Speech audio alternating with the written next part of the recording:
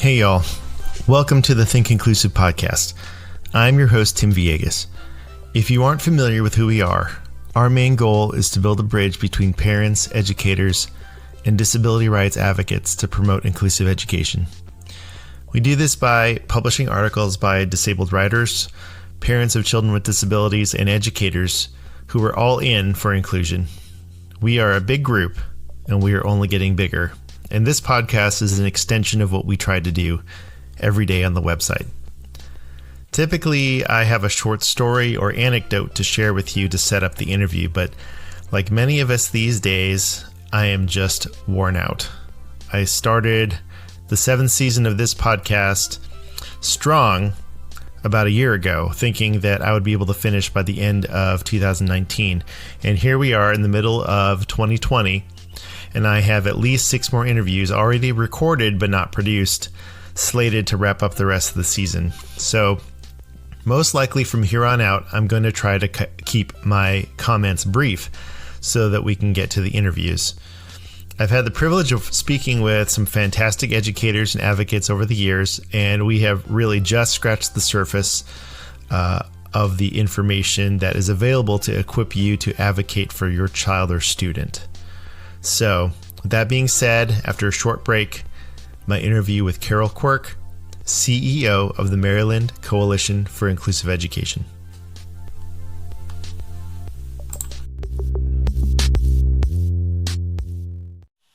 Hi, this is Carol Quirk, and you are listening to the Think Inclusive podcast.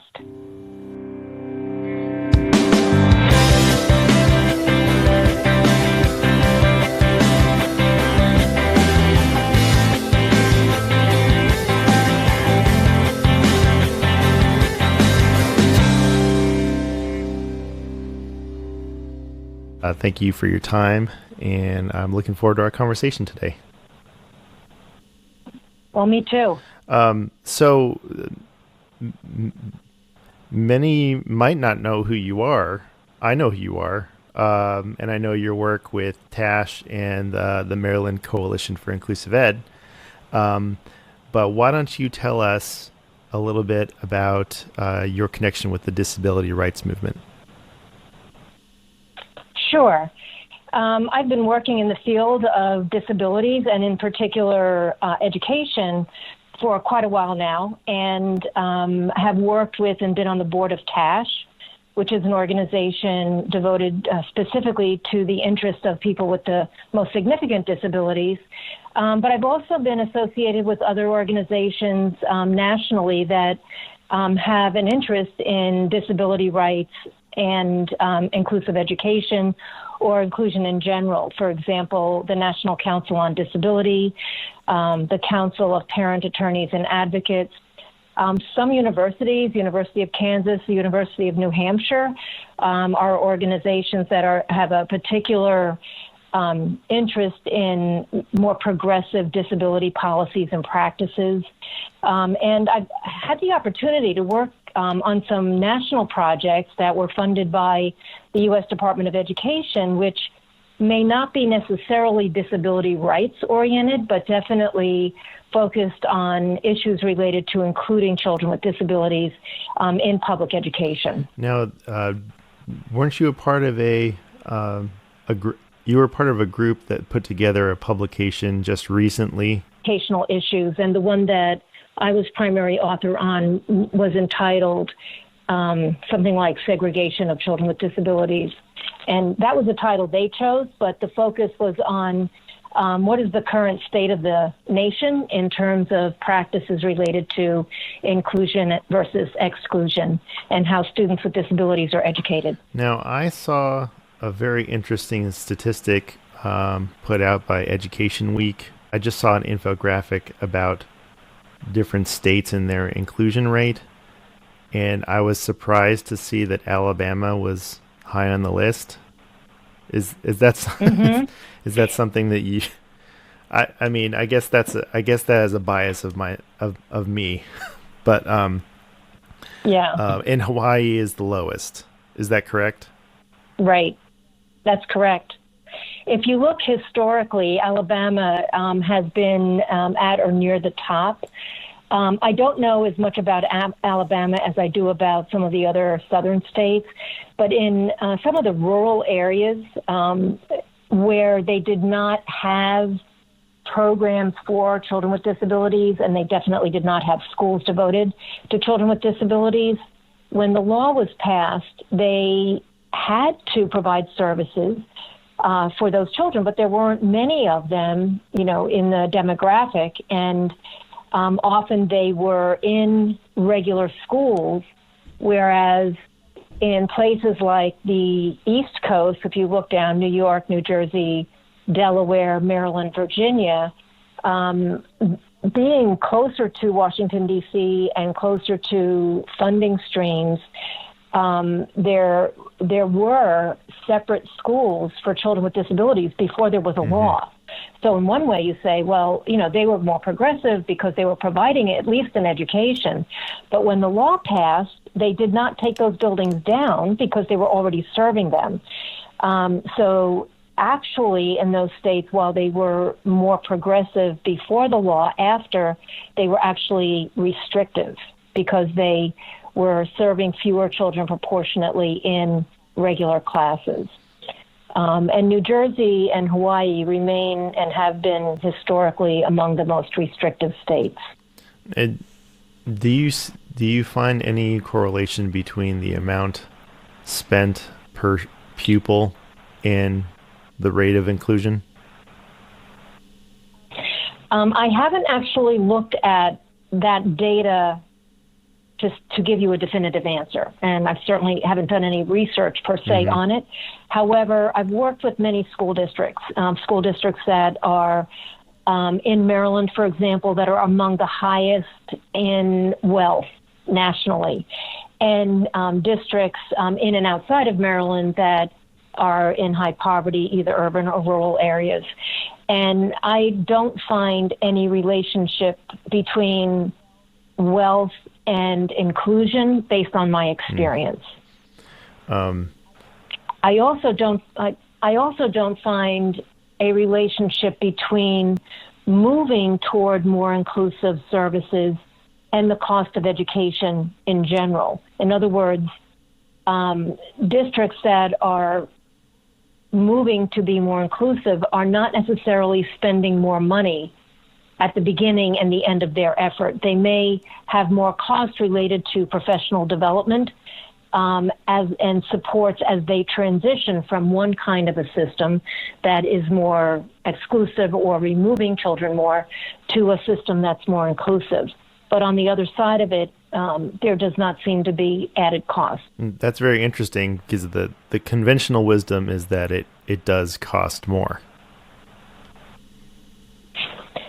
Well, it's really hard to factor in costs when you think about transportation. So, for example, if a school district is transitioning to a more inclusive model over time, they will have reduced transportation costs because they're not sending kids all over the district. They would be transporting students to their home school, and the need for an adaptive bus is probably lower because every student doesn't need to be in an adapted bus. Also, if you look at the numbers, I'm sure you, as many educators, have seen classrooms where there's a self-contained class of students who all have physical needs, and you have at least a one-to-one. Sometimes if you have six students who use wheelchairs, you may have 2 educators and 4 or 5 assistants, depending on the needs of the students. So everybody needs to be wheeled. Well, if you disperse those students into classrooms where there were regular educators and regular kids, you may have an aide or you may have a teacher who's in that room episodically or even as a co-teacher, but kids learn how to be supportive as well. So you don't always need another adult full-time to do some of those kinds of support tasks. Well, let's segue into districts that are moving toward inclusive practices. And I know that that's something that you do. You offer that support to school districts. What's an example of a school district that has started off with segregated systems for students with disabilities and have successfully moved toward a more inclusive model? Yeah, we have worked with several districts in different ways to look at becoming more inclusive, and we have a process that we use that is based on what we don't have any acronyms and special names. It's a 3-year building-based change process that is grounded in a district-level partnership. When we first began, we really believed that the school was the unit of change. That's where kids are educated, and that's where educators needed to have the capacity to include them. And our 3-year approach has held for over 20 years with, every year we make modifications to it, but the overall approach has turned out to be very viable, very effective.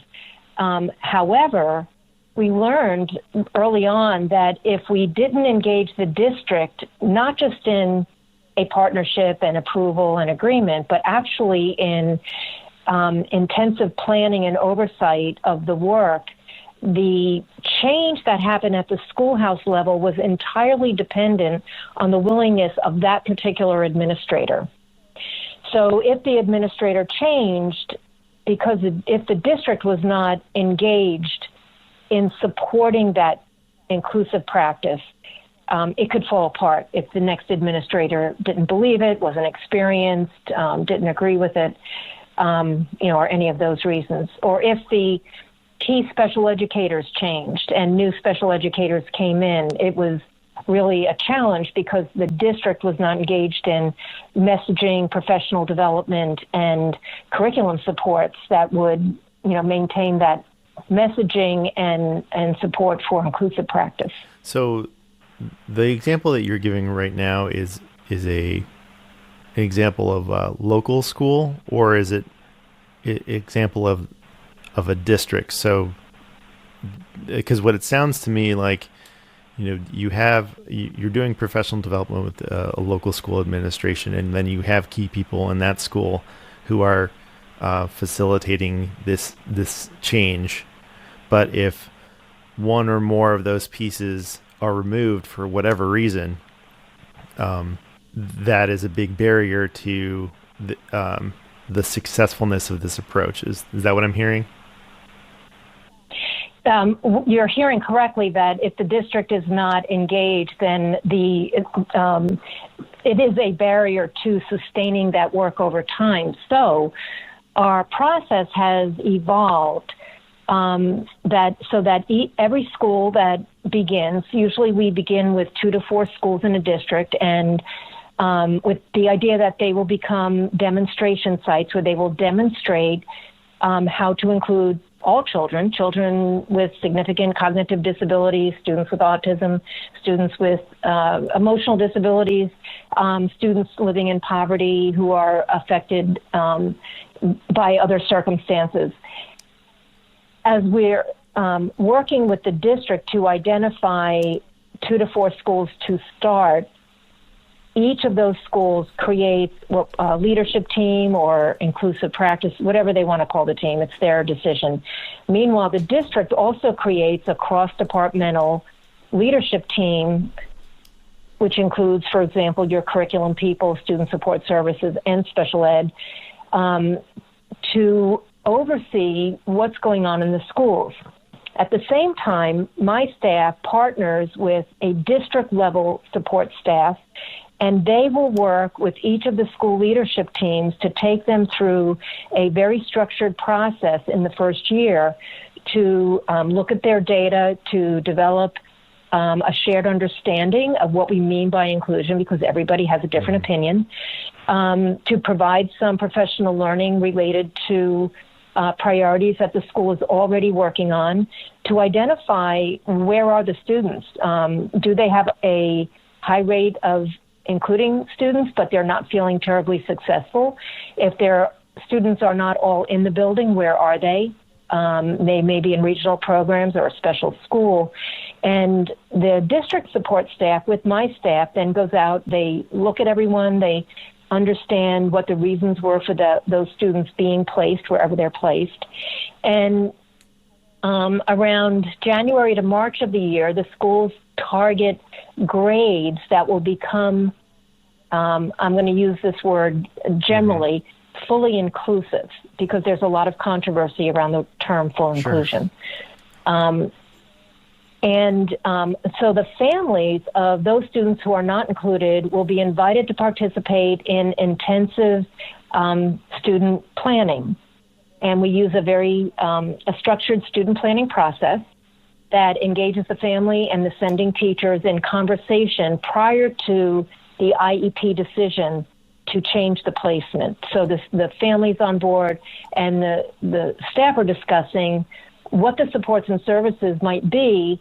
What are the hopes and dreams for the student? What are the fears and nightmares? What does the student bring to the school that will be a contribution to the school community?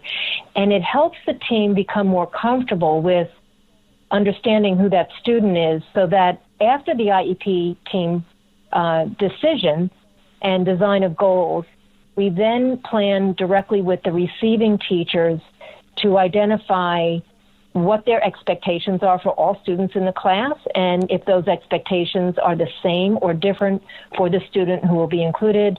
What are the academic goals for the class? Are they the same or different? Does the student have communication needs? Does the student have other support needs that need to be addressed? So we have several tools that we use with the team to make those decisions, so that when the student is included, they're ready. You know, it's not dumping the student. So inclusion, we really try to reinforce the notion that it's not being in the physical space and breathing the same air. It's really about the supports and services and engagement of that student as a member and a valued participant in the class. Right. This work that you're doing right now that you're describing is through the Maryland Coalition for Inclusive Ed? Or is this something else? That's right. This is a process that we at the Maryland Coalition for Inclusive Education started working on in the 1990s, and we have been evolving it over time as we have had districts interested in us. And it's been many different projects that have led to the evolution. For example, for a few years, we had funding to work on preschool inclusive practices with a couple of districts. And another year we had funding to work on secondary inclusive practices. We have worked with a district that had 30 schools, and we were funded then to support their district-wide inclusion over time. And that, for 30 schools, it took us the better part of 7 years. We began with 4 schools. We added on 4 more the following year. We added on 8 more in the third year. And then we did not add any on the year after because we were sort of at capacity, with those schools involved in change. So if you can imagine, and then we added on more the following year. So if you can imagine, over time, they're kind of rolling into that intensive support. And after they're at 3 years, it's not true that they don't need anything anymore, because it could be a staff change, or it could be a student with an unusual support need that might come in, or it could be that the principal changed. So kind of in a 4th and 5th year, there's a need for connection, but perhaps not so much intensive support to that school building. So after 7 years, we actually got through the 3-year process with all 30 of their schools. They started at a little more than 50% of their children were actually in their home school and included, and the other close to 48% were in separate programs in regional placements. By the end of that time, they had 90% of their students included in their neighborhood school and have maintained that rate for 10 years. Wow. Actually, over 10 years. That's fantastic. Yeah.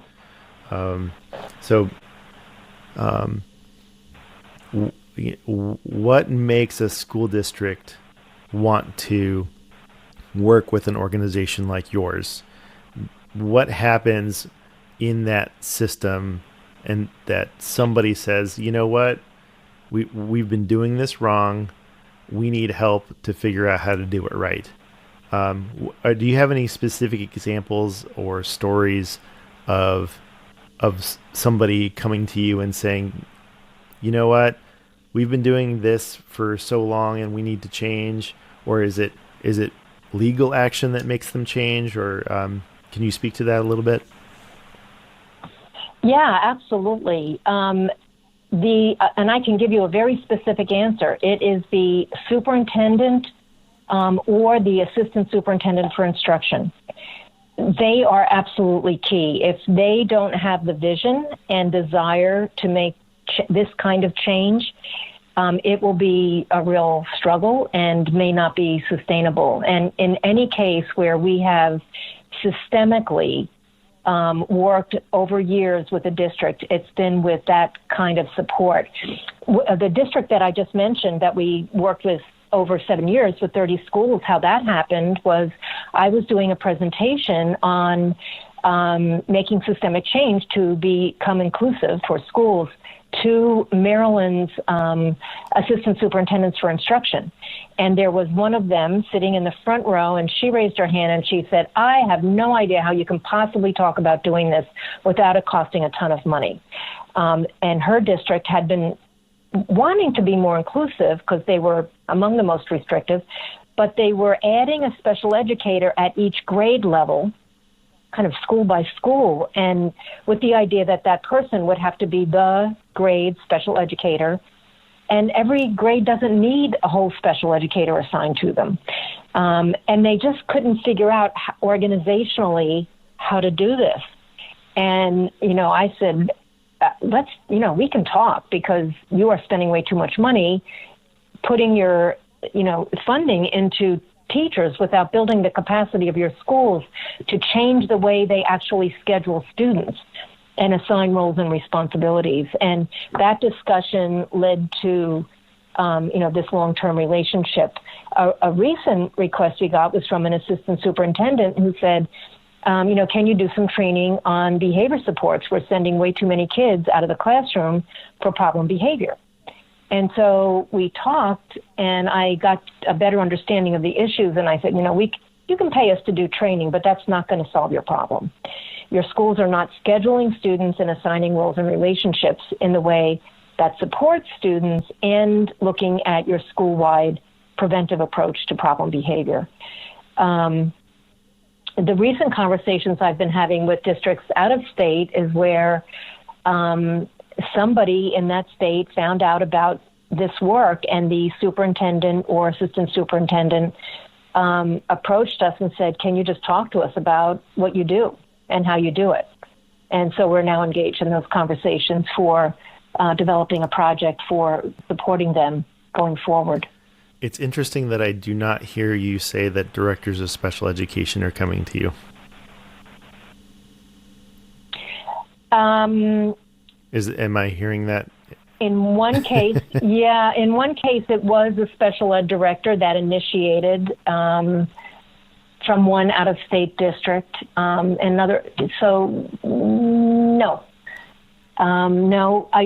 It's not to say that they're not interested, but I think no. Yeah. I don't have a lot of special ed directors coming to talk about it. Right. And and if I could interject, please. They are not the boss of the principals. So, the special ed directors may want change, but they're coming from a different perspective. Mm-hmm. They're really coming from, they're guardians over the special ed teachers. Right.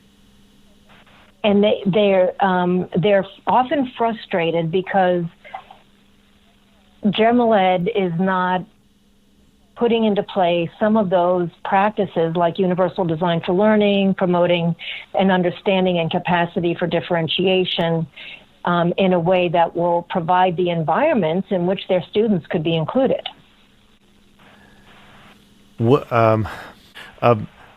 How likely would you say that the two worlds of general and special education will become one?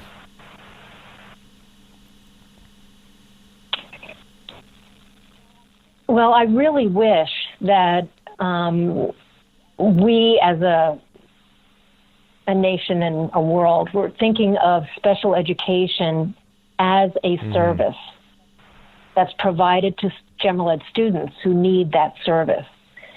The law describes specially designed instruction. Right. The content, method, and delivery of instruction, end quote. Could you say that one more time? Definition of specially designed instruction. So it requires, even just going strictly by the language in the law, it requires general education more than at the table. It's the core of how special ed and general ed are supposed to work in concert. Right. And, in an ideal world, if we had general ed instruction that was very effective, engaging for students, based on universal design for learning frameworks, or at least differentiated for students based on the different interests and talents and skills that they have, with teachers who understood how to use cooperative learning structures and engage students in activity-based instruction, and then design interventions for students who weren't being successful. So the key is, I think it's a little trite to just say MTSS, multi-tiered system of supports, school-wide, but really if a school building and supported by the district is looking at designing interventions for students who are not being successful, and students who have disabilities are part of that community, right, they would be getting the reading and math interventions or behavior interventions based on what they need. And then they would only need more very specific special intervention or instruction that's unique to that particular disability. It would make special education very different. It would make it very disability focused and not so much whether you're performing at above or below grade level. Do you have any advice for parents or families who may be listening that's saying, I want this for my son or daughter, I want this for my child? Where would you say for them to go to move inclusion forward?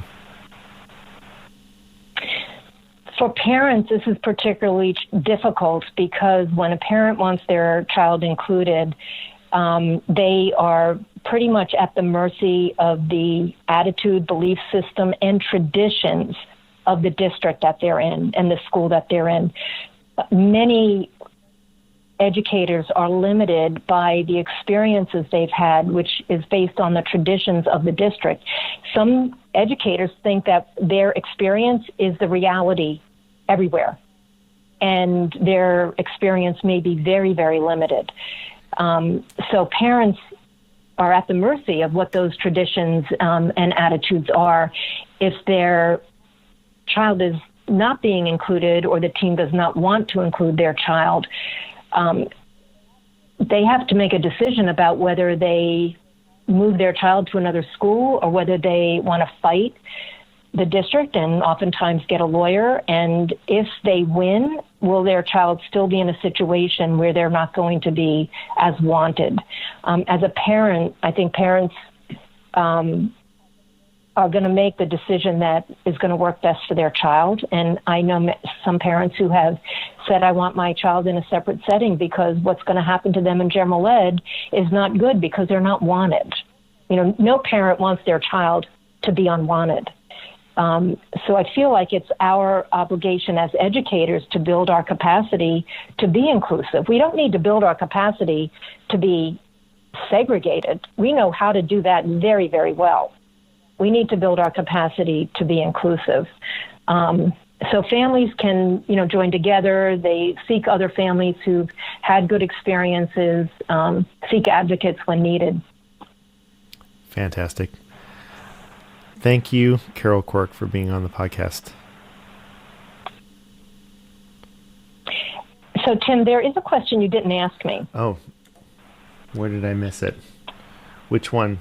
Well, the question that I often get, given the discussion that we've had, is in many schools that have undergone a systemic change process like the one I described, they do and can achieve at least 90% of their kids being included. And we've seen that sustained over years. So who are those other 10%? Oh. Who are the 10% that those schools and districts that are striving to be inclusive, who is it that they're not being successful with? Well, tell me. Well, the answer to that is sort of twofold, and this is a little bit oversimplified. But it may be, as you would suspect, or your listeners would suspect, are students who have behavior that is interfering with their own learning or the learning of others. And those are, more often than not, I'm seeing these students, sometimes students who have a neurological disability like autism, where their behavior may be unpredictable and the educators can't figure out how to provide the supports to minimize the impact of the disability, or they don't understand the behavior. But the majority of kids are, that I'm seeing more, at least this year, are students who are in families that are impoverished, drug addicted, and they're living in pretty traumatic situations where, their mom hasn't come home in 4 days, where their dad, the cops came last night and arrested their dad, who left and went to jail, a student who has bipolar disorder and parents are selling their medications. Students who are living in situations where they don't know which of their relatives' homes they're sleeping in tonight.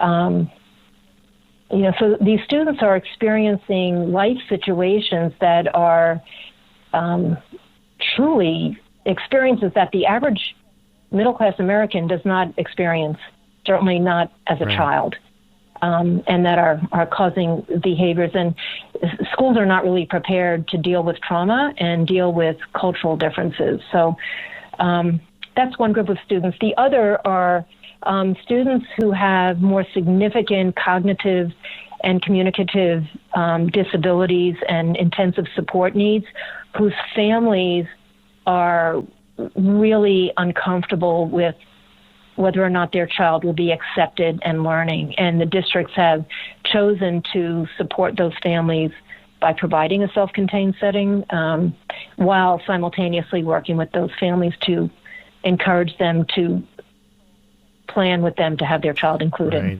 Right. All right. All right, Tim. Great to talk to you. All right. Have a good evening. All right. Bye-bye.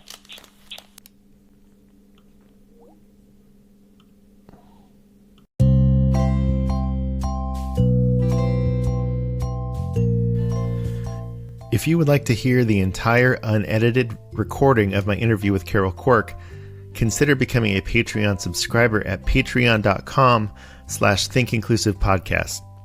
Follow the Think Inclusive podcast on the web at thinkinclusive.us. Tell us what you thought of the podcast via Twitter at inclusive_pod, or find us on Facebook or Instagram.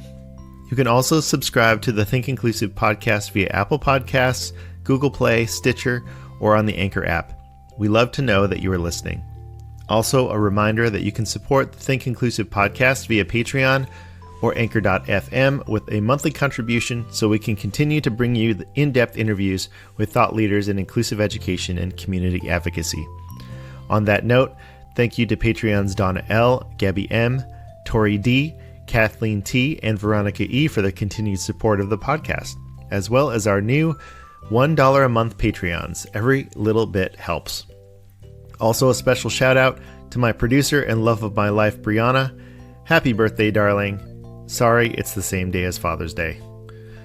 Thanks to my boys, you know who you are, for all your feedback and suggestions. It is greatly appreciated. We are all trying to become the Mandalorian. Next time on the Think Inclusive podcast. LRE is a dirty word.